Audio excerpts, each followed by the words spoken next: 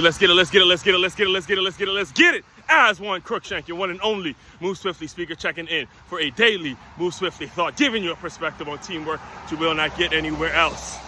It's coming back. That was the one that felt great. You know, according to this, what it was like 72 hours now?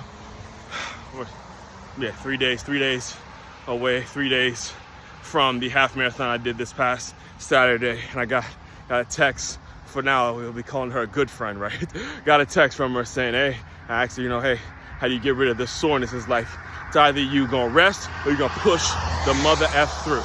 I added the mother F, so, you know, I chose the latter. Push effing through, you know what I'm saying? This is what this year is all about. It's about getting it done. It's about thriving in 2025. Yearly theme, remembering the yearly theme. As far as today's Move Swiftly thought, coordinates, Tuesday, January 21st, 2025, day after it's become official, Ohio State goes and wins the national championship. I have a full reaction to that in a little bit here as I do my live stream. Just know, again, as a Michigan fan, I gotta tell you, I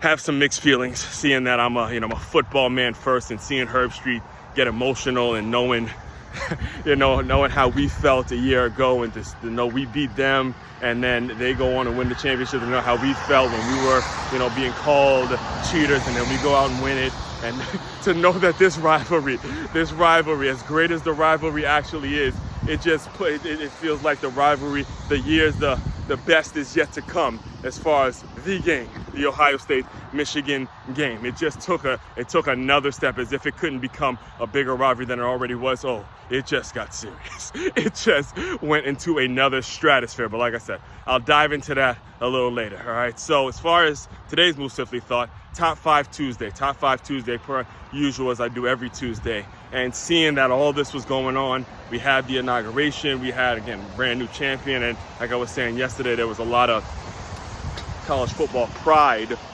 in regards to just, some new leadership and new direction, in terms of just the country and America and all that. It was just a great day to love football, great day to love your country. And this is why today's top 5 is the top 5 reasons why public speaking ought to be a requirement in our school system.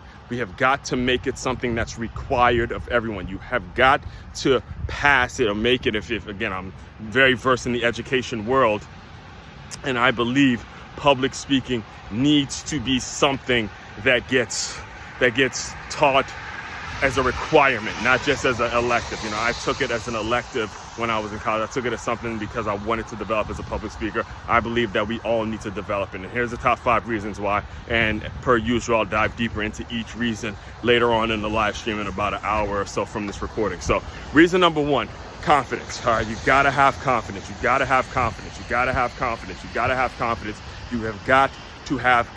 Let me say it one more time for the people in the back. You've got to have confidence in something. You got to be confident enough that you're going to be able to do whatever it is you are being asked to do, or what you're asking of yourself. And public speaking develops all of that. It develops the confidence to boldly speak on something because you are confident enough to know the subject. Again, you can be a very shy, reserved person, but when you get on a specific subject where you know what you know it to be the truth, public speaking develops all that. So next thing is the social media fueled world that is only going to become more of a social media fueled world. You saw the tech giants that were there at the inauguration, from the Zuckerbergs to the Elon Musk to the Bezos to the guy that runs TikTok. All right, the social media and the internet now and AI is going to make it so if you're not versed in the public speaking world, you will get trampled, you will get crumpled. All right, next thing,